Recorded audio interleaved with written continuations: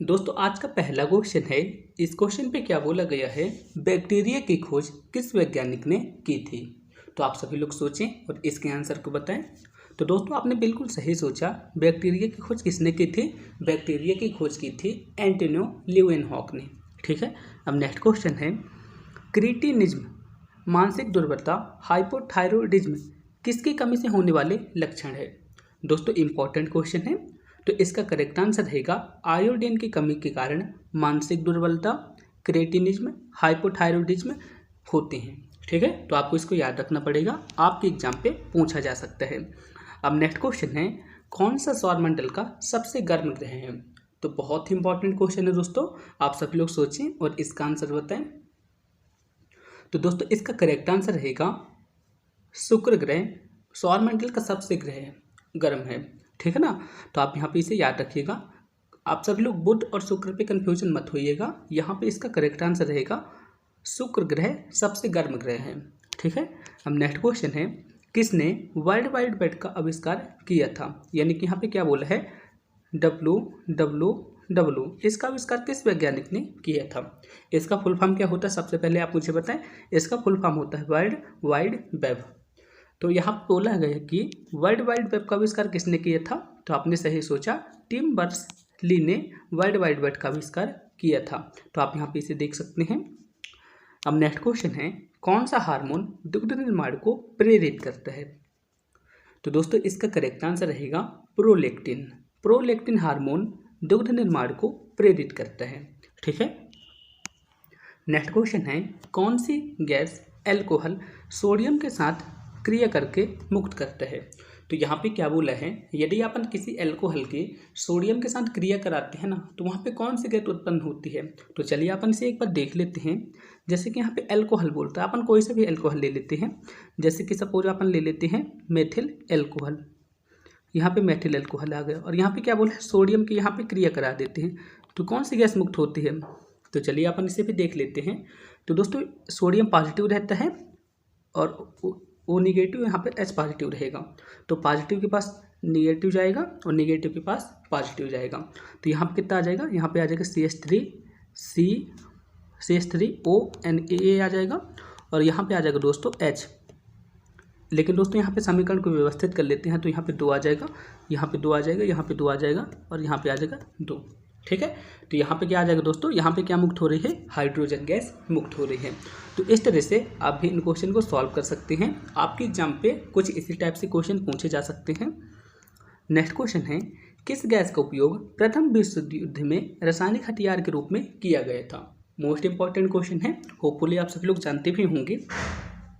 तो इसका correct answer रहेगा मस्टर्ड गैस का उपयोग प्रथम विश्व युद्ध में रासायनिक हथियार के रूप में प्रयोग किया गया था। ठीक है, अब आप सोचेंगे मस्टर्ड गैस का फॉर्मूला क्या होता है, एग्जाम पे पूछा जा सकता है। तो आपने सही सोचा, मस्टर्ड गैस का फॉर्मूला होता है C4H8Cl2S। ये मस्टर्ड गैस का फॉर्मूला होता है। आप इसे चाहे तो याद भी कर सकते हैं। वैसे यहाँ पे अधिकतर मस्टर्ड गैस के बारे में ही पूछता है। अब नेक्स्ट क्वेश्चन है, प्रत्यावर्ती धारा यानी कि अल्टरनेट करंट को दिष्ट धारा में बदलने के लिए किसका उपयोग किया जाता है। मोस्ट इंपॉर्टेंट क्वेश्चन है। यहाँ पे क्या बोला है, जो प्रत्यावर्ती धारा होती है उसको दिष्ट धारा में परिवर्तित करने के लिए किस यंत्र का प्रयोग किया जाता है। तो किसका प्रयोग किया जाता है, रेक्टिफायर का उपयोग किया जाता है। आप सभी लोग याद रखिएगा। नेक्स्ट क्वेश्चन है, कौन सा विटामिन गाजर में मुख्यतः पाया जाता है। अब आपको बताना है कि गाजर में कौन सी विटामिन पाई जाती है। आप सभी लोग सोचें। तो आपने सही सोचा, विटामिन ए गाजर में पाई जाती है। ठीक है दोस्तों, आप मुझे कमेंट बॉक्स में लिख के बताएंगे कि, ठीक है, आपको बताना है कि नींबू में कौन सी विटामिन पाई जाती है। आप मुझे कमेंट बॉक्स में लिख के बताएंगे कि नींबू में कौन सी विटामिन पाई जाती है। इसका आंसर आप मुझे कमेंट बॉक्स में लिख के बताइएगा। नेक्स्ट क्वेश्चन है, सन 1902 में कार्ल लैंडस्टीनर ने किसकी खोज की थी। अब यहाँ पे क्या बोला है, कार्ल लैंडस्टीनर। आप सभी लोगों ने नाम को तो सुना होगा, तो इन्होंने किसकी खोज की थी। तो आपने सही सोचा, ब्लड ग्रुप की खोज की थी, यानी कि रक्त समूह की खोज कार्ल लैंडस्टीनर ने की थी। दोस्तों आप मुझे कमेंट बॉक्स में लिख के बताइएगा कि रक्त समूह कितने प्रकार के होते हैं। आप मुझे कमेंट बॉक्स में लिख के बताइएगा। सॉरी यहाँ पे कितने टाइप के होते हैं आप मुझे कमेंट बॉक्स में बताइएगा। नेक्स्ट क्वेश्चन है, किस प्रकार के तरंगों का उपयोग रात में देखने वाले नाइट विजन कैमरे में होता है। यहाँ पे क्या बोला है, आप सब लोग पढ़िए क्वेश्चन को। तो यहाँ पे बोला है कि किस प्रकार के तरंगों का प्रयोग कर रात में देखने वाले नाइट विजन कैमरे में होता है। तो यहाँ पे मैं सिंपल वे पे आपसे पूछूं कि जो नाइट विजन कैमरे होते हैं तो वहाँ पे किस तरंग का यूज किया जाता है, तो आप सभी लोग बताएं। तो आपने सही सोचा, अवरक्त तरंगों का प्रयोग रात में नाइट विजन वाले कैमरे पे होता है। कौन सी तरंगे, अवरक्त तरंगे। और अवरक्त तरंगे को अपन क्या बोलते हैं, इंफ्रारेड वेव्स भी कहते हैं। नेक्स्ट क्वेश्चन है, एक्टियोमीटर से अपन क्या मापते हैं। यहाँ पे क्या बोला है, एक्टियोमीटर से अपन क्या मापते हैं। तो एक्टियोमीटर से दोस्तों अपन क्या मापते हैं, जो सूर्य की किरणों की तीव्रता होती है ना उसको मापते हैं, यानी कि द इंटेंसिटी ऑफ सनरेज। ठीक है। अब नेक्स्ट क्वेश्चन है, कौन सा प्रोटीन हीनताजन्य रोग है। तो यहाँ पे क्या बोला है दोस्तों, आप सब लोग क्वेश्चन को ध्यान से पढ़ेंगे। तो क्वेश्चन पे ये बोला है कि प्रोटीन की कमी से कौन सा रोग होता है। तो आपने बहुत बार पढ़ा होगा, जो क्वाशीरियोरकर रोग होता है ना, प्रोटीन की कमी के कारण होता है। कौन सा रोग होता है, क्वाशीरियोरकर रोग, प्रोटीन की कमी से होने वाला रोग है। नेक्स्ट क्वेश्चन है, किस कारण से बारिश के जो बूंदें होती हैं ना गोल होती हैं। तो आप सभी लोग सोचें, आपकी जो बारिश की बूंदें होती हैं ना गोल होती हैं, आपने देखा भी होगा, तो किसके कारण से होती हैं। तो आपने बिल्कुल सही सोचा, सरफेस टेंशन यानी कि पृष्ठ तनाव के कारण बारिश की बूंदें जो होती हैं गोल होती हैं। अब नेक्स्ट क्वेश्चन है, किसके द्वारा अनैच्छिक पेशियां नियंत्रित होती हैं। तो क्वेश्चन पे क्या बोले हैं, मस्तिष्क का ऐसा कौन सा भाग जिसके द्वारा अनैच्छिक पेशियां नियंत्रित होती हैं। अनैच्छिक पेशियां नियंत्रित होती हैं, तो किसके द्वारा नियंत्रित होती हैं, सेरिब्रम के द्वारा नियंत्रित होती हैं। ठीक है ना। नेक्स्ट क्वेश्चन है, किस परिवर्तन को प्राप्त कर चमगादड़ अपने मार्ग में उपस्थित अवरोधकों की पहचान कर लेता है। मोस्ट इंपॉर्टेंट क्वेश्चन है।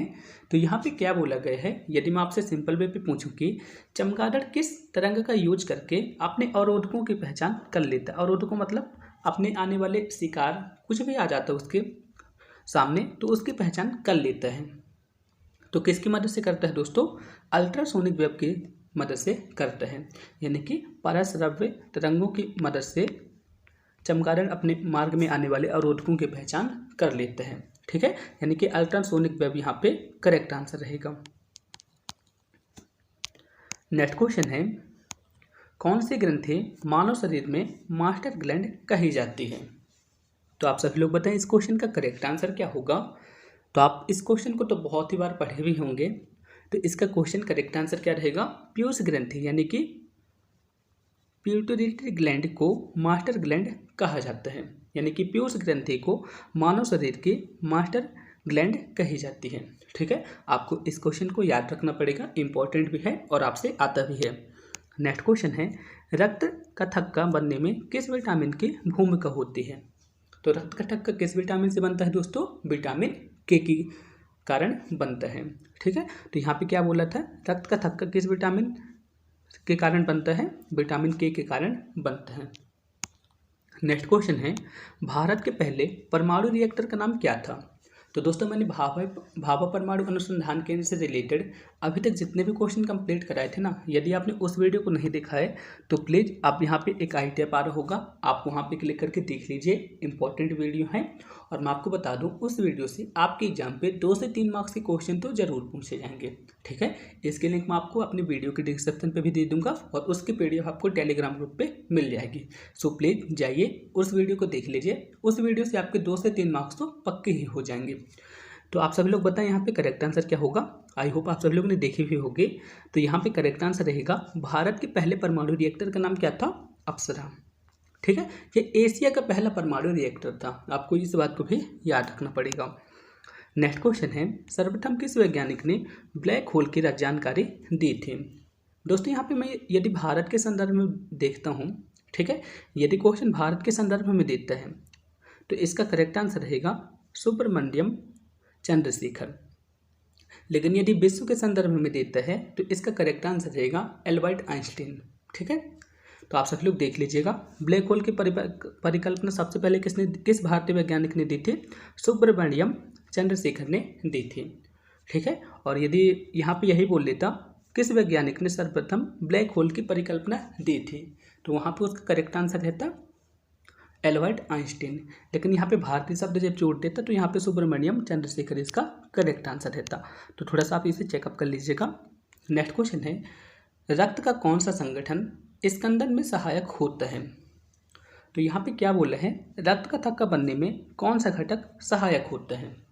तो आप सभी लोग सोचें। तो आपने सही सोचा, जो प्लेट्स होती हैं ना, रक्त में जो पाई जाने वाले प्लेट्स होते हैं छोटे छोटे से गोले टाइप के, तो ये प्लेट्स ही रक्त का थक्का जमने में सहायक होती हैं।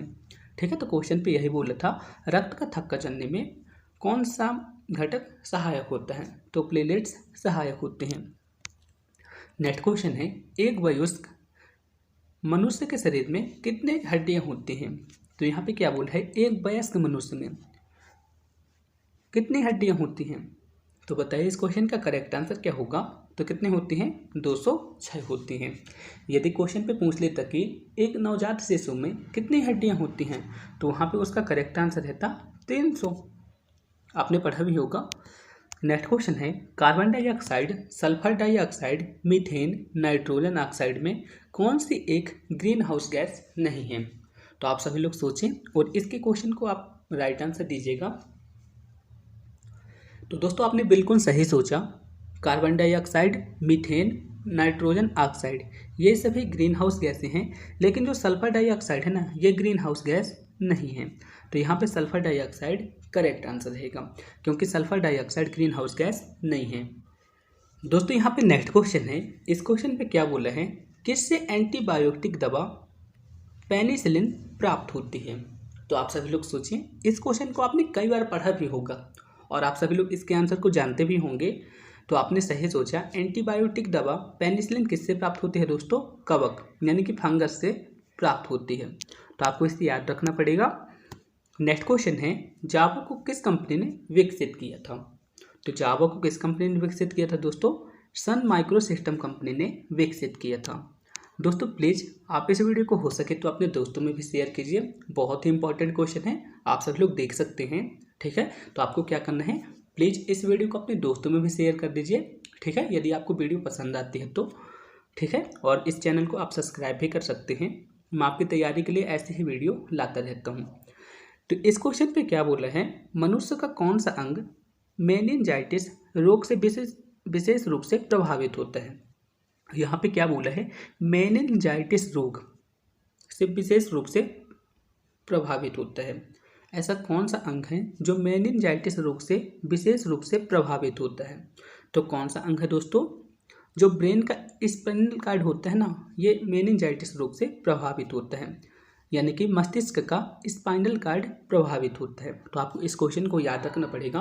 प्रीवियस ईयर इसी टाइप का एक क्वेश्चन पूछा गया था, ओस्टियोपोरोसिस किसकी कमी के कारण होता है? कैल्शियम की कमी के कारण होता था, प्रीवियस ईयर पूछा गया था। और यहाँ पे क्या बोला है, मेनिंजाइटिस रोग से कौन सा अंग प्रभावित होता है?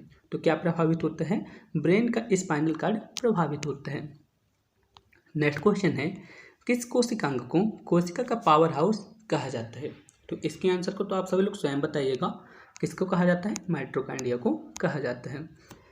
दोस्तों यहाँ पे नेक्स्ट क्वेश्चन है, यहाँ पे क्या बोला है, कंजक्टिवा की शुष्कता से मनुष्य में कौन सी बीमारी उत्पन्न हो जाती है? यहाँ पे क्या बोला है, कंजक्टिवा की शुष्कता से मनुष्य में कौन सी बीमारी उत्पन्न होती है?